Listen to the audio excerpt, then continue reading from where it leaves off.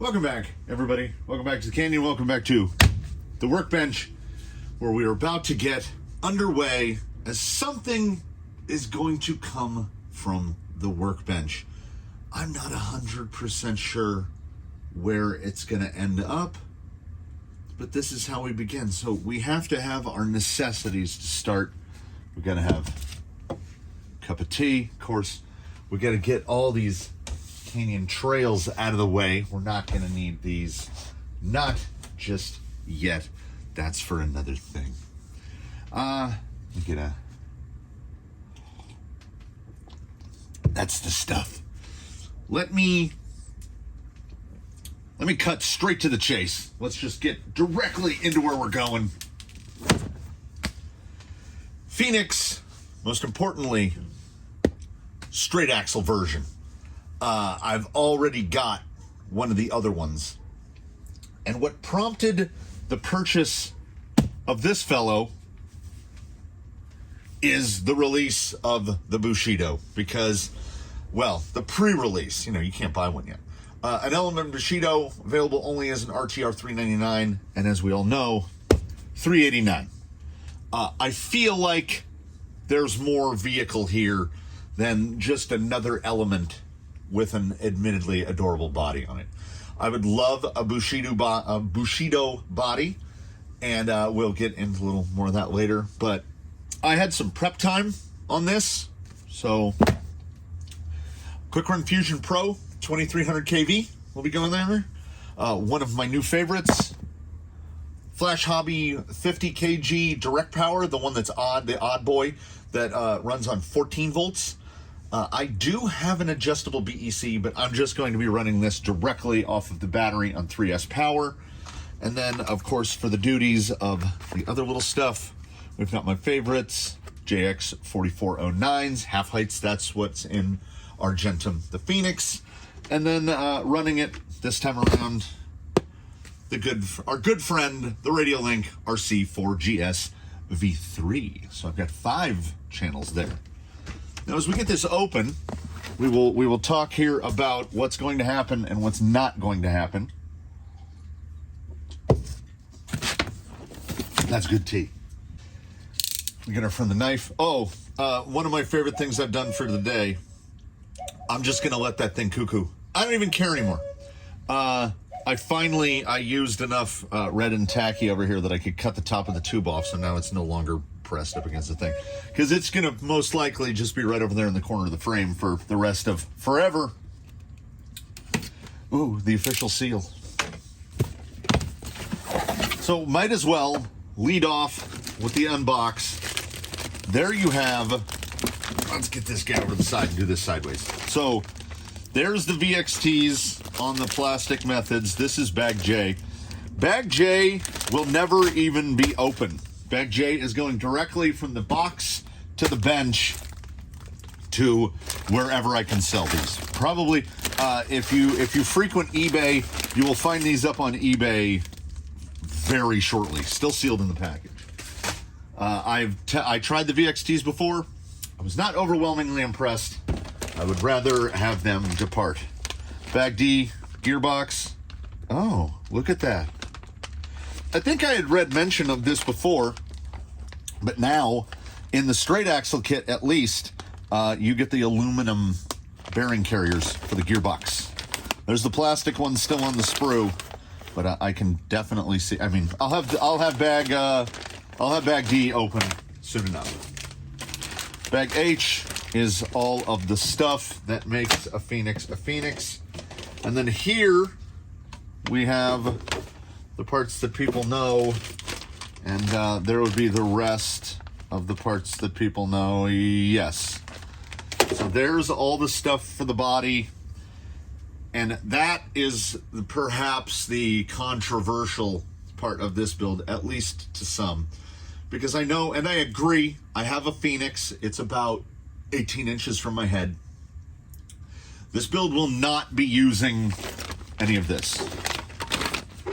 This will also, most likely, in sealed bags, go up on eBay just like that, because I can recoup a bit of the cost of buying the kit and put that towards some other body. Oh, there's that straight axle. Bag B is rear. Bag E is shocks. Bag F is drive shafts. Bag G is links. Bag A is front axle with our stuff.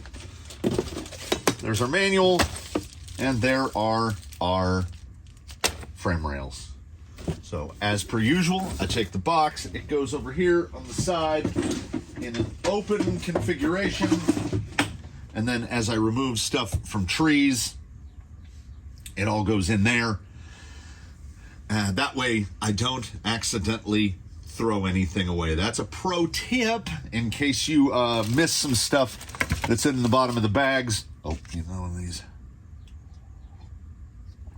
So if you're all interested in a Vanquish body, and you know, this thing has sat here on the corner of the bench for a couple days now, and I really hemmed and hawed over it. I was like, I've got a Phoenix. Should I just take the body and put it away on a shelf in the event that I need to replace the body on my Phoenix at any point? I can do a different paint job or do whatever. But, I mean, the problem is, I know what a Phoenix body can fetch, and I'm like I say, I'm definitely not, I'm not using it. This build is not getting a Phoenix body. This is going to be something else. Because if I don't go with the Phoenix body, which I'm not, I have some freedom as to what I do beyond that. As you notice, we've got all the holes. I can set this, like, if there were magic dust and the power of wishes loose in the universe, I would build this and put an Element Bushido body on it. I would build this guy to 11.8 inches, and I would put a Bushido on it. And that would be the dream. But the counterpoint to that dream is, everybody knows Jake the Snake. There's Jake. That's an Ecto body repainted on the outside. It's still the yellow underneath. That was from an RTR Ecto, what would eventually become Lil Yella. And I've had in my notifications box at A Main Hobbies the Ecto clear body still. I've not once received the email that says, hey, come and buy that body. So I feel like my odds of locating a clear Bushido body are next to nothing. And I feel like most of the people that are buying or will be buying the RTR kit are buying it specifically for the body. So I have no idea what I want to do for the body. I just know that a big part of me is an utter cheapskate, as he says as he unboxes a $400 kit. Part of me is an utter cheapskate, and like my buddy bought the Origin body, the full cab, and it's a fantastic body. The construction quality on it is second to none. Everything fits together. All the little external pieces and add-on bits are fantastic. It's a beautiful body, but it's a thing that I genuinely have a hard time. Like, I've never spent $100, just drop $100 on a body. Yeah, there's a $150 body sitting on the bench right over there, but I don't want to use that one. So I'm going to need some other options. So as we go through this, if some folks would like to chime in with something, that'd be great. And mind you, it's been said many times before, it'll probably be said many times again. I don't do Proline. So, like, in the fleet, we don't have an actual Toyota. There's nothing actually Toyota. Like, we've got Toyota, which is what, I mean, this is. It's an FJ, but it isn't, you know, it sort of is. So I'm thinking Toyota is not out of the realm of possibility, but is not at the top of the list because I feel like most of the Toyota bodies out there are all licensed pro lines. I have some like small ecological concerns whenever I'm building a kit, because you do go through some bags. Definitely some bags. I will almost refill the box with you. Oh, so the axle is like it's a completely different part. That is a serious truss on there. Yeah, that is a stiff bit in there. Like the tube, the actual part of the axle tube is really thick. Like it's almost solid. There's a good bit of heft to that straight axle housing. This is one of those parts that it isn't even necessary for me to take the manual out of. I could have done this without taking the manual out of the bag. What I'm gonna do is, I think, to save the sanity of us all, I'm just gonna run this down. You know, I figure for the opener here, we're gonna do this in parts. Like most of the things, this will be a build video. A little bit of tea. I'll make my comments, remarks, what have you. But I'm figuring gonna break this into parts. It just makes more sense. I think it's these. Yeah. The unshielded go inside those little guys. Then I got to assemble the spool. And I'm the guy that at most, like there's a good bit of, like, we get a good bit of grease off of these, whatever the maybe release agent or rust inhibitor, something like that. I don't go through the full blasto of like taking these to some brake cleaner. Though, I mean, honestly, I probably should. At the same time, I've never had screws on this type of thing come loose. Jake is a real screw rattler, along lines of what a RC four-wheel drive will do. Like the Marlin on the first couple runs. Even people told me, they were like, this thing's going to try to fall apart. And I was like, they were like, thread lock all screws.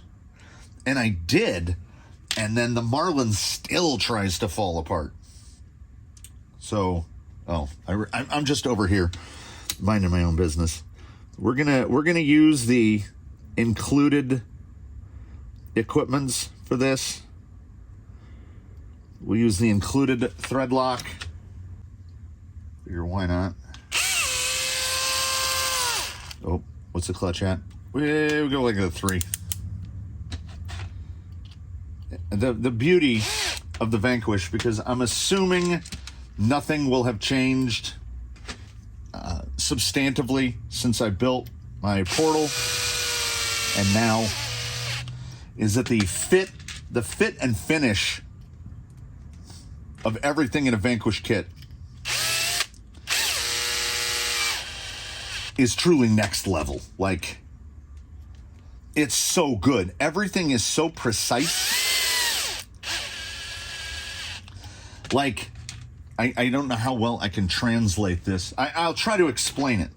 Okay, you know, a typical grade like 10.9 fastener, it's got that little knurling on the outside of the head. The tolerances are so tight that when I get to right there, you can feel the gear vibrate as it goes, as the little flutes on the sides of the screw head are rubbing against the hole, because the tolerance, it's basically, we go, it's like vibrating. It's like zero clearance. Like that part just fits, which is mean, that's amazing. So now, I mean, I should be, oh, wow, look at that. Yeah, there are definitely some changes. I don't recollect the third member cover. I gotta get my hand here so it'll focus. I don't remember the third member cover having those holes. Because when the cover goes into place, those holes line up with those holes. So yeah, there's a good bit of difference here. Like, it's some stuff has been changed. I'm also curious as to what those two holes are for. We'll figure that out. I'm not gonna sugarcoat it here. I am going to have to pop the manual open pretty soon here. Some of the stuff is no shims. No. I'm just making it up. I do like a differential housing that only fits one way. Like, even zero lube on that. Focus. Zero lube. And it's so smooth. So we're going to go good old Vanquish Blue here. There's no Vanquish Blue. Cut this and not have the plastic tip fly into my tea. Speaking of tea. There's no Vanquish Blue in Argentum the Phoenix. He was built entirely with Lucas Red and Tacky.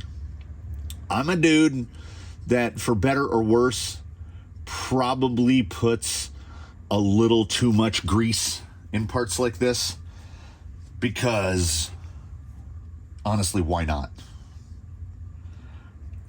Better a little too much, in my opinion, than a little too little, because I am not the guy that does frequent service. I will pull something apart when it has broken, but other than that, I just assume that these guys should run forever.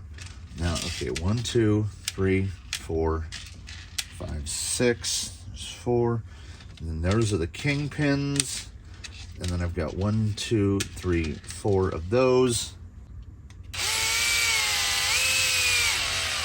Am I in frame? I need to. Here's what needs to happen. Here we go. We'll get some canyon trails in the frame, because I have this tendency to work out of frame. More behind the scenes nonsense. I try consciously to pick a point. Like, here's the EcoPower logo. EcoPower logo is decently in frame, but where I need to be is about there.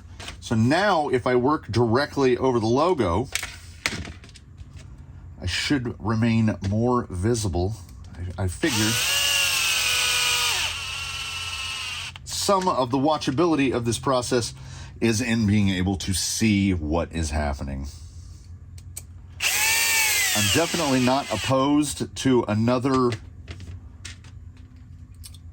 chassis mounted steering rig entering the fleet. I feel like the ease of tuning and a bit of laziness has steered me towards, there's so many servo and axle rigs here, that it was really building Jake and tuning that I was like,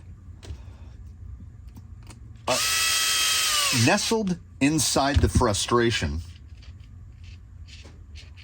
there is definitely some fun in there, because it almost, I don't know if I want to say it feels more rewarding to set up chassis mounted steering, because every little change, there's a very recent video about it, every little change alters what feels like everything. So, I mean, once you set up a front end with servo and axle, that's pretty much it. I mean, you get your steering link dialed in to whatever servo that you've used, and good to go. I mean, they are really nice universals. Like, you get that real extreme angle, so smooth. Like, no notching until, like, there. And that's past 45 degrees before that starts to notch. You get into a normal steering position, they're so smooth. They're really, really smooth. Something to be said, of course, for spools. Is that a... Yeah, and also, you may have noticed, aside from the... I actually, honestly, kingpin screws into plastic, I tend to finish these by hand because there's a little better of a feel. But so those are all the way down, so smooth, so smooth. As you can see, it's not exactly, as a wise man once said in my past life in a semi-construction industry capacity, a gentleman that I worked with used to say, come on, guys, we're not building pianos.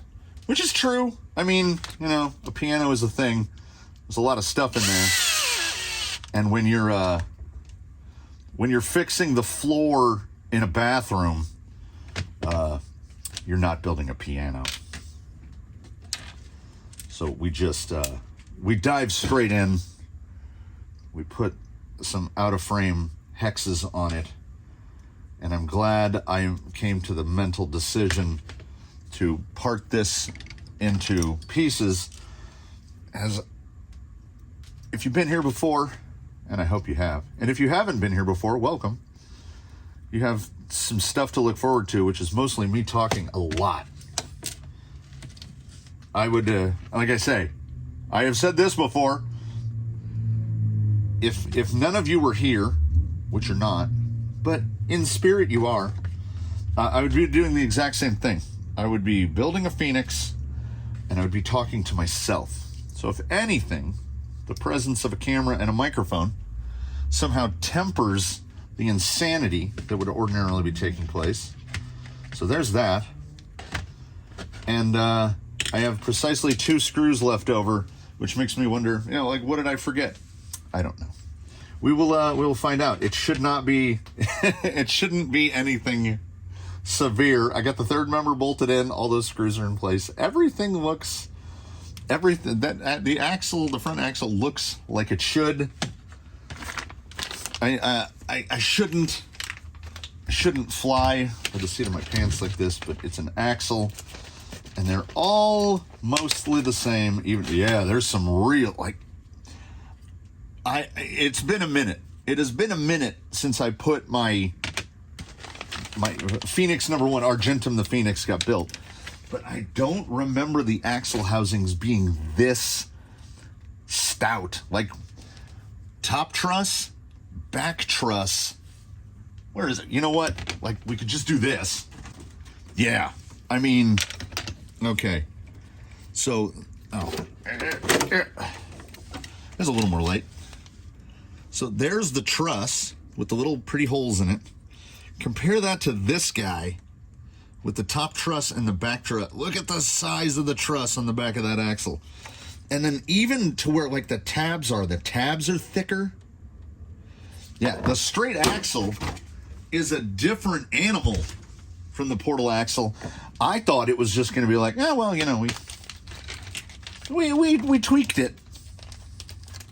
No, that's a completely different jobby. Oh, I still got my cloth here to, these are juicy. These are extra juicy. So as you see, no real issues putting any of this together. And if I do in the future decide to change any kind of gearing, it's pretty easy to do. Yeah, quite a bit of don't rust juice on here.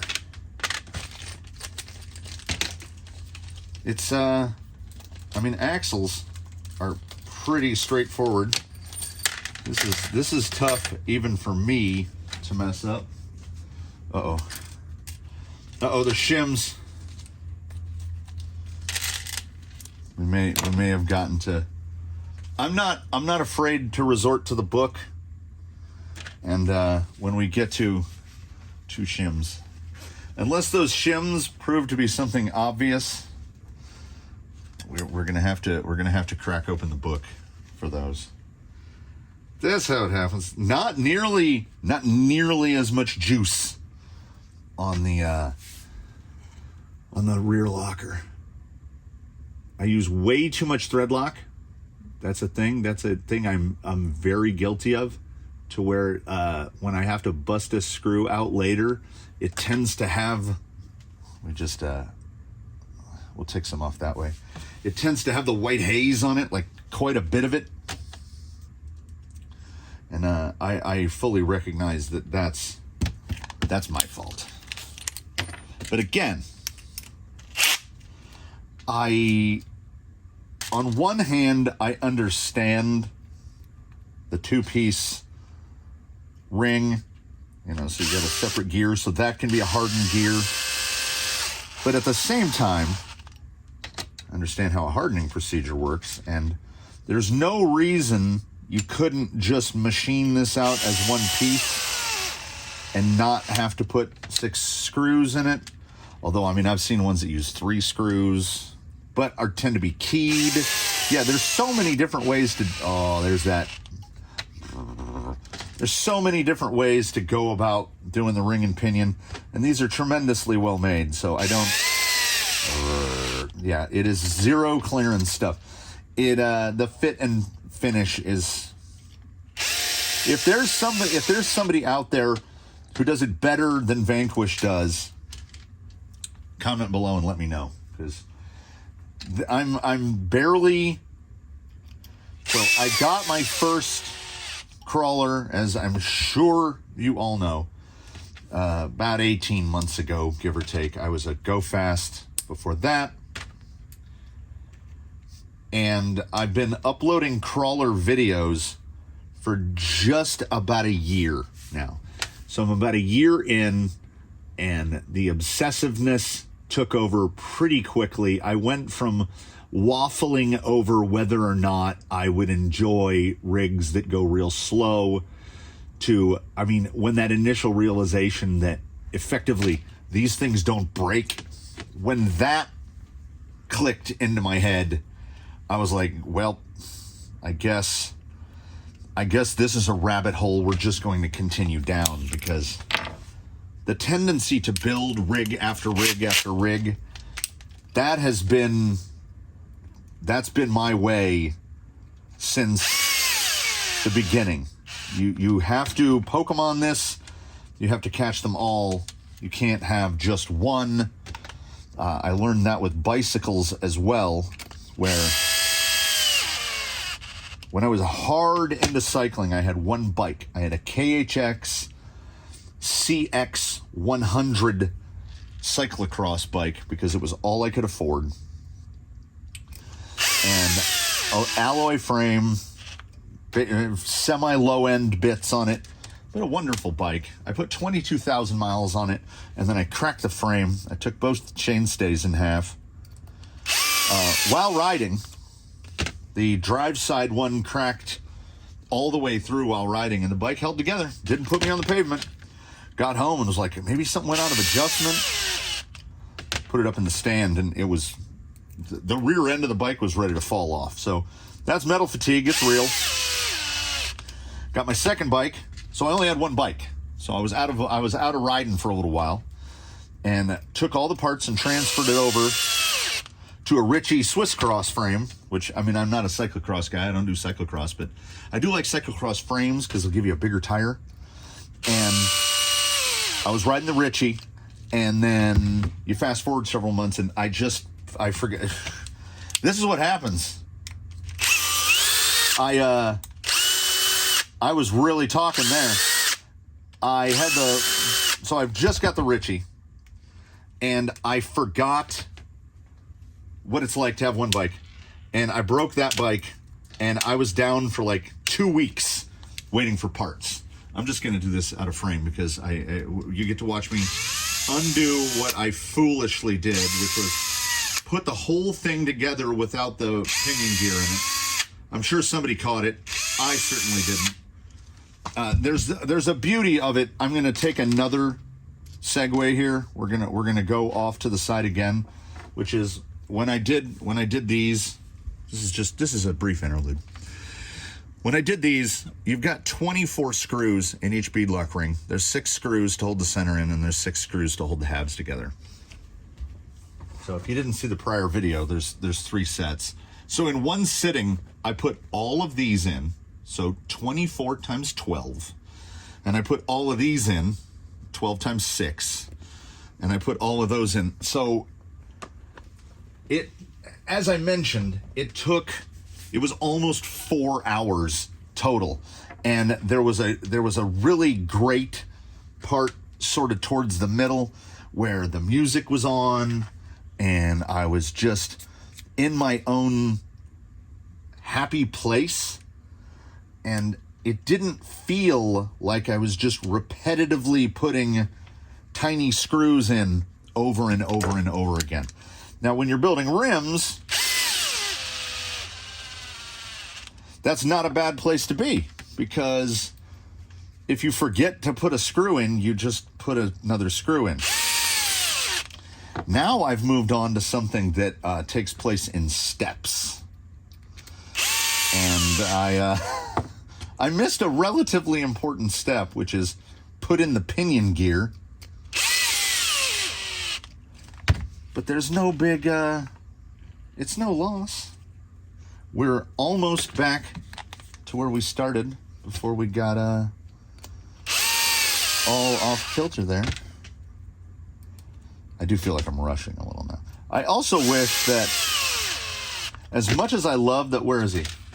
As much as I love the little plug guy that goes on the back, I mean, it really, that's one of those finishing touches. And, you know, the finishing touches are all of it for me. I do wish it was kind of a sealed housing, that we could, you know, fill that up. Woo! All right, that's fine. How's this guy? All right, so on a, you know, I'm not gonna fake the funk on a nasty dunk. I am indeed going to consult the manual to find out. Oh, those bearings were supposed to go in. I can already tell. Yeah, I am going to consult the manual because I'm to the point now where I want to know where that spacer is supposed to go. Let's find out where that spacer is supposed to go. We've consulted the book. It's kind of boring. I don't know. I hope for more. It's just a spacer. So we put these on so nothing falls apart. Another thing I love about Vanquish. So I've complained at length in the past about Axial and how they will give you 6 different sized fasteners, like on one side of a vehicle. Like, say you're putting a rift cage together. There's like 5 different length screws that go on a rift cage, like just to put it together. And like, say an M3 by 18, there might only be 2 of those total. So honestly, Axial, there's no way we could have done this. Oh, by the way, the spacers just go in here to fill that gap, just like that, which is a very super clean look there. That's effectively a bearing shield. But the fact that when you start pulling the screws out of the bags for this, they don't just go to the extent of like attaching the third member. We've got the big head here and the button head there. There's no way to mess it up. Like, those won't even fit right there. So without a manual, with a guy who flies by the seat of his pants in situations where he probably shouldn't, we can build an axle without even opening the manual, because there's effectively only one way for it to go. I do have to assemble these so that the set screws face the same direction. When they're out of sequence with one another, it bothers me. So now, nothing left on the rear axle except to install the oil fill plug, which is like one of my favorite parts. With the oil fill plug install tool, the tool that you'll use a grand total of one time ever. It is not threaded. We are threading, I believe. Are we there? We're there. Look at that. Look at that. It's so good. And as per usual, it's so smooth. It's so smooth. I'm going to be interested to see if it is indeed the same gears in the gearbox, because we have lost portal reduction. And I'm running my portaled version on a 2850? Or is he on the 1900? I can never remember. And I can't see it either. I just manipulate it around my head, and I can't tell if he's on the 1900 or the 2850. I think, okay, I want to say he's on the 1900 and the Tranquish is on the 2850, because the Tranquish has much lower, has much more gear reduction. So here's hoping that a 2300 isn't too spicy for this. It shouldn't be. Oh, and also worthy of note, I do not have my original box anymore from Phoenix #1. I don't have that kind of room.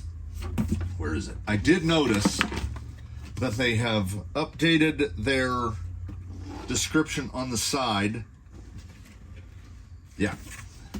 So they've updated this. This was apparently incorrect on the old one. Standard overdrive 6.5, high overdrive 46%. I think they had high overdrive on the front one listed as like 33, somewhere around 33%.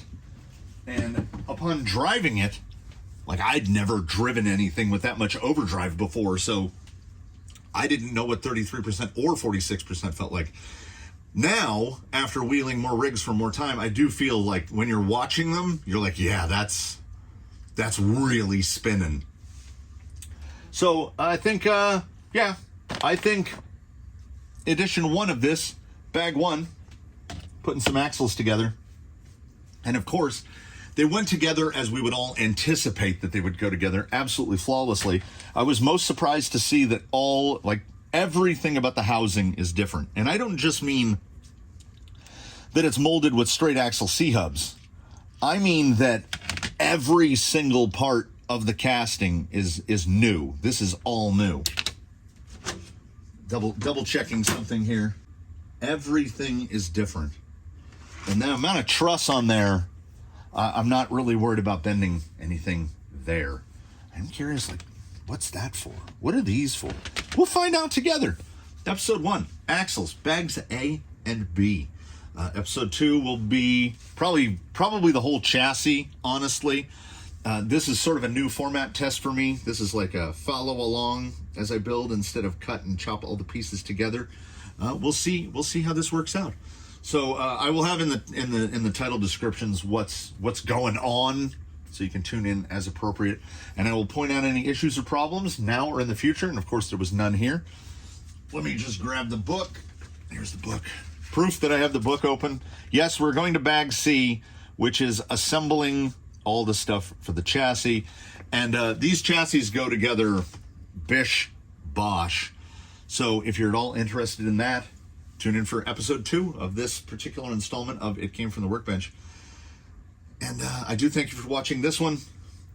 Do all of the associated YouTube stuff should you feel so inclined. Like, comment, subscribe if you haven't. Please do tune in for the next one. And we all here, which is me, an overly noisy ceiling fan, and a bunch of rigs in a shed, look forward to seeing you in the next one.